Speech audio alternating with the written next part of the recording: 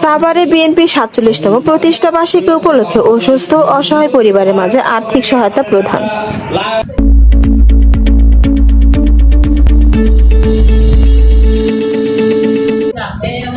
ঢাকা জেলা বিএনপি সাবেক যুগ্ম সাধারণ সম্পাদক ও পৌরসভা মেয়র প্রার্থী লায়ন মোহাম্মদ খুরশেদ আলম সোমবার সকালে সাভার পৌর এলাকার ছায়াবীথি নিজ বাসভবনে আয়োজিত এই অনুষ্ঠানে সহায়তা তুলে দেন।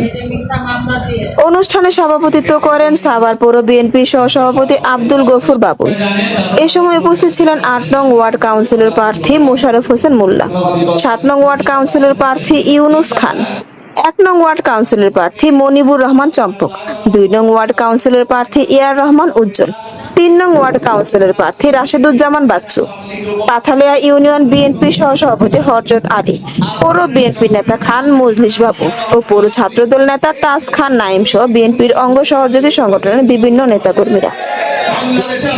বিএনপি ৪৭তম প্রতিষ্ঠা বার্ষিকীতে দুস্থ ও অসহায় পরিবারের পাশে দাঁড়িয়ে সাভারে ব্যতিক্রমী উদ্যোগ গ্রহণ করা হয়।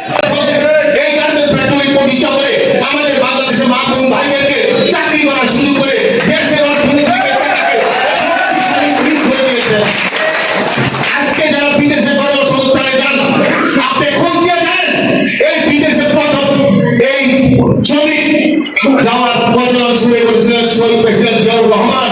তার হাত ধরে বাংলাদেশের শ্রমিক বিদেশে রপ্তানি হয়।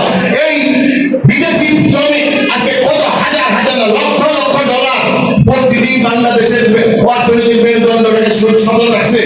ASP news desk. এএসপি নিউজের সাথে থাকার জন্য ধন্যবাদ। সাবস্ক্রাইব করে সাথে থাকুন।